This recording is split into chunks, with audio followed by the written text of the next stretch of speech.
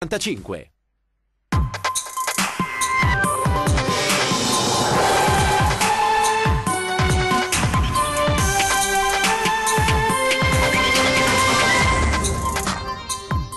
Camorra Nord-Est con il falso broker di Portogruaro. Tra i truffati si scopre ci sono anche i depredati delle banche venete. Aperta una seconda inchiesta dei carabinieri. Il racconto di uno dei truffati dal falso broker di Portogruaro. Avevo investito 15.000 euro, ma tra i miei amici c'è chi ha perso milioni e si ritrova pure senza un lavoro. Paura questa mattina a Mira per un incendio divampato in un deposito attrezzi e poi propagatosi all'abitazione di due anziani che sono riusciti a mettersi in salvo. Visita del Patriarca di Venezia al carcere maschile di Santa Maria Maggiore per il consueto incontro natalizio con i detenuti. Il cambiamento, dice, inizia da dentro. A Sandona di Piave è la storia di una mamma che scopre la figlia 19enne con la droga e chiama i carabinieri che denunciano la ragazza. In casa la chetamina. Firmato l'accordo per la riqualificazione della stazione di Mestre, sopraelevata con Marghera con negozi, nuovi collegamenti pedonali e ampliamento al Piraghetto. Grandi emozioni ieri sera al Teatro Malibran di Venezia nel concerto di beneficenza organizzato dall'ex Pured Canzian per la Fondazione Città della Speranza. Edizione veneziana dei telegiornali di Antena 3, buonasera e ben ritrovati. In primo piano torniamo ad occuparci del blitz di ieri della direzione investigativa antimafia di Trieste nel nord-est con le infiltrazioni della Camorra nel nostro territorio. Inchiesta dal duplice filone che a Portogruaro, dopo l'arresto del falso broker, vede indagato anche un agente assicurativo. Accertamenti poi anche su un dipendente di banca, tra i truffati anche i già depredati dalle banche venete. Si allarga l'inchiesta sulle mani della Camorra nel nord-est, due i filoni seguiti ad oggi. Il primo, quello della Guardia di Finanza, che vede gli investimenti sporchi e falsi della Venice Investment Group, con sede a Londra, ma facente capo al veneziano di Portogruaro Fabio Gaiatto, 43 anni, arrestato nel blitz di ieri insieme ad altri 6 affiliati alla cosca camorrista, e che vede inoltre domiciliari pure la moglie del falso broker, Naima Romani, originaria di Lignano Sabbiadoro, e il loro braccio destro, la segretaria di Fossalto di Portogruaro, Claudia Trevisan. 3.000 truffati al momento, dei quali 300 quelli seguiti dallo stesso legale per tutti, e la richiesta è sempre la stessa, il risarcimento. Da quanto mi hanno detto i clienti, perlomeno una truffa che è attiva da almeno un paio d'anni, ma io direi 2015-2016 sicuramente, e fino ad oggi. Nella rete del falso broker il Gaiato, il 43enne di Portogruaro, già ex portiere d'albergo, non soltanto studenti e anche pensionati che tra l'altro già avevano perso i loro risparmi nella Popolare di Vicenza e in Veneto Banca, ma anche molti artigiani, imprenditori e gente specializzata nel settore degli investimenti. Il gruppo familiare che magari già terremotati dalla situazione bancaria, Popolare di Vicenza, Veneto Banca, i risparmi residui che gli sono rimasti in tasca, i 10, i 20, i 30, i 50.000 euro, li investono in questa operazione e li hanno persi tutti, dall'operaio, dagli infermieri, ai medici, ai professionisti, anche a qualche professore di scuola media superiore, anche che insegna economia e commercio. Aperta anche una seconda inchiesta, seguita stavolta dai carabinieri, che vede indagato un agente assicurativo di una famosa compagnia di servizi finanziari tedesca, che insieme ad un amico bancario si occupava di far transitare gli assegni circolari dei truffati sul suo conto corrente anziché in quello della compagnia assicurativa. Avrebbe truffato un numero imprecisato di persone del Veneto orientale. La truffa ha visto un totale di oltre 70 milioni di euro intascati da Gaiatto, dei quali 12 milioni finiti nelle mani della Camorra e 5 milioni invece le provvigioni date da Gaiatto ai procacciatori quale premio per le segnalazioni dei clienti da truffare. È il classico sistema Ponzi, per cui sono questo tipo di truffe che a un certo punto poi vengono allo scoperto perché non c'è più la provvista. Con i soldi si pagano i primi, gli interessi dei primi, ma poi a un certo punto il sistema collassa su se stesso. E adesso la testimonianza di uno dei truffati dal falso broker di Portogruaro. Avevo investito 15.000 euro, racconta, ma tra i miei amici c'è chi ha perso davvero tutto e adesso si ritrova persino senza un lavoro. Tramite un'amicizia di un mio amico, sì, di uno conoscente, ho avuto la possibilità di fare questo contratto e di dare qualche soldo, perché alla fine ho dato 15.000 euro. Chi parla è Francesco, un uomo di fantasia per tutelare la sua privacy, come ha chiesto, 52 anni, veneto, e uno dei truffati dal falso broker di Portogruaro. Io sono un imprenditore della zona del Vittoriese, di Vittorio Veneto. Artigiano nel settore della meccanica, Francesco ha creduto fosse un buon investimento, fidandosi della parola che girava nel tam tam delle sue amicizie. E poi si è rivelato in effetti un bluff, perché in realtà quando sono entrato io c'era già questo problema, che poi adesso si è visto in questi giorni, era già iniziato, quindi io sono entrato in una fase già di fine, diciamo, di questa operazione. A lui è andata meglio che a molti dei suoi conoscenti, tra i quali ora c'è anche chi, truffato per milioni di euro, si ritrova senza lavoro e senza alcun tipo di rendita. C'è chi ha investito parecchi soldi, perché io so che ha investito da decine di migliaia di euro, anche centinaia di migliaia di euro. Tra i suoi amici? Tra i miei amici, sì. E quindi questo è un danno, insomma, ecco. Che poi siano finiti come sono finiti è anche ancora peggio, perché i soldi tuoi vadano a finire in cose magari che non sono legali, eccetera, e che hanno un valore, diciamo così, anche a livello sociale diverso, è una cosa che dispiace anche da questo punto di vista, insomma. Anche i suoi amici sono imprenditori, artigiani? Sì, ci sono imprenditori o anche, diciamo così, persone che lavorano per conto proprio, anche come consulenti o anche come agenti, ecco, così, insomma. Sì, no, è un po' di tutto. Sempre del Vittoriese o di altre province? No, del Vittoriese. Quanto tempo fa aveva affidato questi soldi al gagliardo? Un anno e mezzo fa. Adesso lei che cosa spera? Ad essere risarcito? Certamente, speriamo di riuscire con la legalità a riuscire a portare a casa quello che è stato dovuto e anche tutto il danno che c'è stato, insomma, ecco, perché poi queste cose qui fanno anche perdere tempo e anche dal punto di vista non solo materiale, ma anche dal punto di vista anche psicologico. Ultima pagina, paura questa mattina a Mira per l'incendio divampato in un'abitazione. Erano da poco passate le 7 quando in via Argine Destro, canale Taglio a Mira, ha iniziato a prendere fuoco una legnaia, poi le fiamme si sono propagate al piano terra dell'abitazione. I vigili del fuoco sono giunti sul posto poco dopo con 6 automezzi e 16 operatori provenienti da Mestre e Padova e hanno dovuto prestare particolare attenzione soprattutto per la presenza di bombole di GPL all'interno del ricovero. Le fiamme hanno bruciato un'auto e tutte le masserizie depositate, oltre ad aver causato gravi danni all'abitazione. Nessuno è rimasto ferito perché i 2 anziani che si trovavano in casa sono riusciti ad allontanarsi mettendosi in salvo. Sono stati comunque portati all'ospedale perché infreddoliti a causa della temperatura rigida. Le fiamme e il fumo sono stati notati dalle tante persone che transitavano sulla strada adiacente al canale. Sono giunti anche i carabinieri di Mira. L'incendio, stando ai primi elementi raccolti, sarebbe di natura accidentale. Le operazioni sono terminate verso le 13.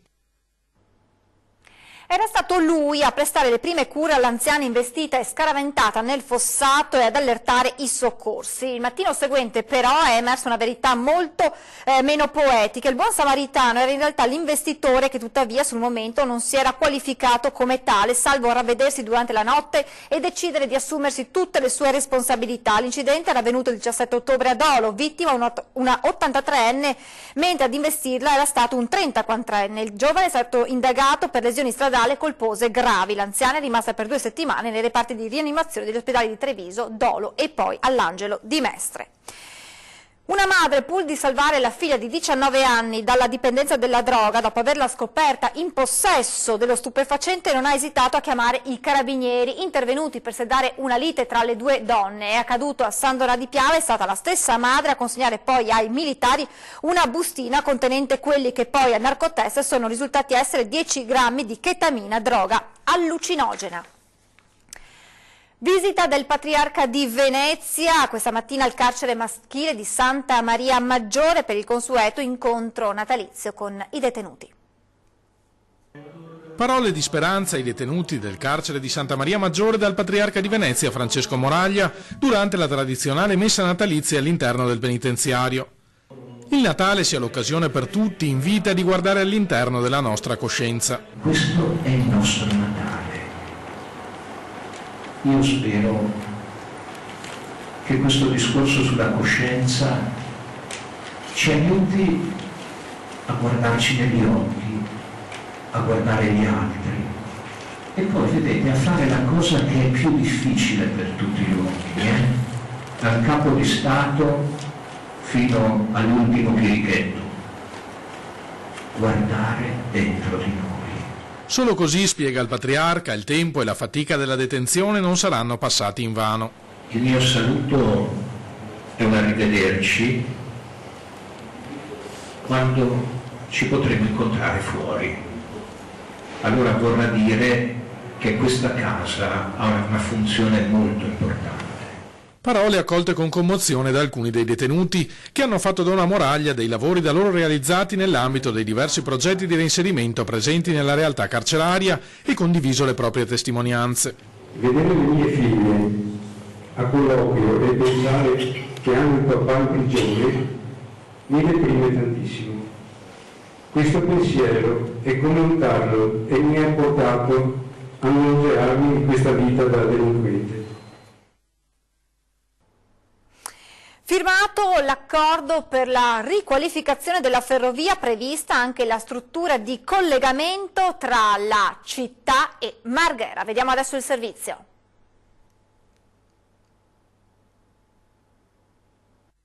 Era pronto con l'ex giunta Orsoni, poi è stato bloccato dal sindaco Brugnaro per valutarne ogni aspetto. E ora l'accordo per la riqualificazione della ferrovia è realtà. La firma a Roma tra il sindaco Brugnaro e Ferrovie dello Stato. Iniziamo un percorso appunto di costruzione di una città, di una stazione che costruisce un'unione tra Mestre e Marghera, cioè una stazione ponte, un passaggio che va studiato con Ferrovie dello Stato insieme, che metta in comunicazione proprio due aree. Questa è Mestre, una stazione di transito, una delle grandi stazioni italiane tra l'altro, su cui si è investito negli anni pochissimo, e devo dire che Ferrovie dello Stato con questo accordo recupera veramente il tempo perduto, perché ristrutturiamo tutta l'area, ma soprattutto diamo questo grande impulso all'unione tra Mestre e Marghera. L'idea che abbiamo un po' folle è che una persona possa passeggiare dal centro di Marghera e a passeggio con la sua famiglia arrivare al centro di Mestre in totale sicurezza, per cui ristrutturiamo con questo intervento edilizio tutta l'area che è degradata. Voi sapete quanto lavoriamo noi sulla sicurezza e sul decoro della città. Appunto le città e le periferie, le zone meno conosciute devono diventare il luogo dove la gente vive e sta bene ed è felice. Il tutto con case nuove e alberghi, dando il via a un'operazione di centinaia di milioni di euro. Si contano 30 milioni di transiti, cioè 82.000 persone e 500 treni al giorno. Un accordo che sarà portato avanti direttamente da Comune e Ferrovie dello Stato Sistemi Urbani, nel quale saranno coinvolti anche i privati. È un investimento culturale fatto a Mestre, a Venezia, in una città che vede appunto l'arrivo di milioni di persone da tutto il mondo. Facciamo questa grande città e questa grande stazione collegandola a un grande sviluppo della città. Marghera e Mestre congiunte, stavolta unite, da una stazione che ha veramente dell'innovativo proprio dal punto di vista sociale. Una grande ristrutturazione che aspettavamo da tanti anni, forse troppi, e che sistema poi tutti i luoghi spesso degradati che abbiamo trovato a Mestre e Marghera.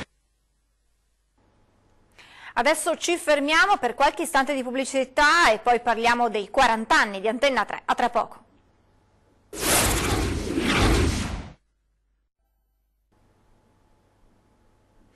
Di nuovo in onda per parlare dei 40 anni di Antenna 3, domani diretta dalle 13 alle 14 per raccontarvi della cerimonia di consegna di un riconoscimento da parte della città di Treviso alla nostra emittente. A Treviso siamo tutti cresciuti a pane ed Antenna 3, perché ricordo che fin da piccolissimo l'appuntamento era con il TG di Antenna 3 per vedere appunto le notizie quotidiane in città, e oggi è ancora così. Lui, il primo cittadino di Treviso in quel dicembre 1978, non era ancora nato e come tantissimi poi quel nome crescendo lo ha visto e sentito ogni giorno, meglio, ogni sera, nelle case di tutti, per sapere cos'era successo. I fatti, le notizie, le storie, le voci, i volti. Prima di Treviso, poi del Veneto intero, ma non poteva che essere il capoluogo della Marca dove tutto è nato a fare gli auguri più importanti ad Antenna 3. Non possiamo che rinnovare questo matrimonio, lo faremo proprio in questa sala, la sala degli affreschi tra la città di Treviso ed Antenna 3, perché ci siano ancora 100 lunghi anni di grande attività e di informazione corretta nel nostro territorio. Domani seguiremo in diretta dalle 13 alle 14 la cerimonia che vedrà proprio il sindaco conferire un riconoscimento speciale ad Antenna 3, a ritirarlo l'editore Filippo Iannakopoulos. Un riconoscimento che potrebbe essere un antipasto di un altro premio importantissimo, il Totila d'Oro, per il quale la nostra emittente è in lizza, candidata per la sua attività di informazione che non si ferma da 40 anni, al servizio di chi dall'altra parte del televisore ha scelto di sapere cosa accadeva nel proprio territorio. Abbiamo visto anche in occasione degli ultimi purtroppo avvenimenti tragici del Bellunese, l'emittente Antena 3 è stata uno strumento fondamentale per informare in tempo diretto i cittadini, quindi un lavoro straordinario per la nostra comunità, un lavoro eccezionale nei territori che ricopre con le proprie emittenti. Grandi emozioni ieri sera al Teatro Malibran con il concerto di beneficenza organizzato da Red Canzian. Tu, amor mio, chi ti ha amato in questo mondo sono io invece sono stata troppo amata. A guardarla calcare il palco del Teatro Malibran come una consumata professionista e soprattutto ad ascoltare la sua bellissima voce si fa fatica a crederci. Eppure è la prima volta che la padovana Maria Chiara Rosso si esibisce davanti a un pubblico così vasto. A volerla accanto a sé nel grande concerto di Natale dedicato ai bambini di Città della Speranza è stato l'ex Pura di Canzian, che l'ha conosciuta un mese fa ed è rimasto profondamente colpito dalla sua passione per il canto. Così, dopo non poche insistenze, è riuscito a convincerla a partecipare alla serata.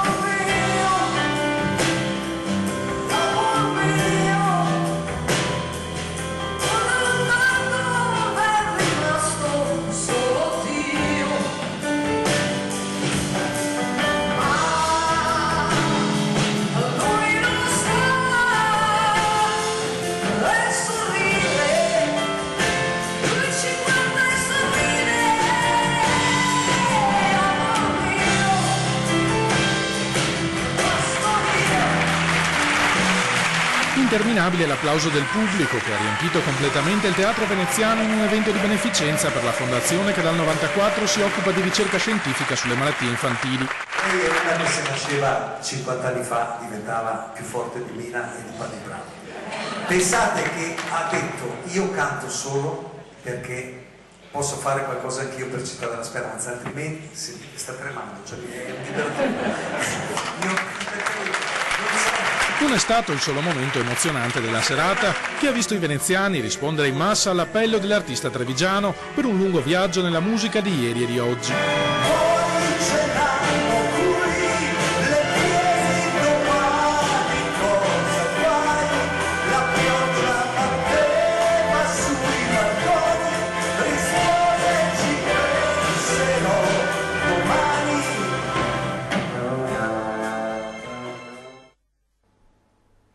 Vi ricordo l'appuntamento con 20:10, si parlerà di risparmio e sicurezza. È tutto, previsioni del tempo, grazie per l'attenzione e buon proseguimento di serata, arrivederci.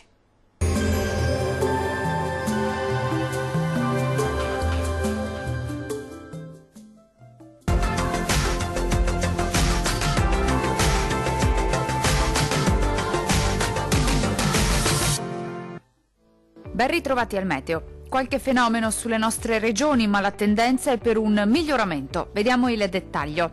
Sul Veneto avremo molte nubi al mattino, specie su Veneziano e Rodigino, dove non si escludono delle residue precipitazioni a carattere sparso. Più sole invece altrove. Col passare delle ore andrà decisamente meglio, con fenomeni in esaurimento e ampio soleggiamento ovunque.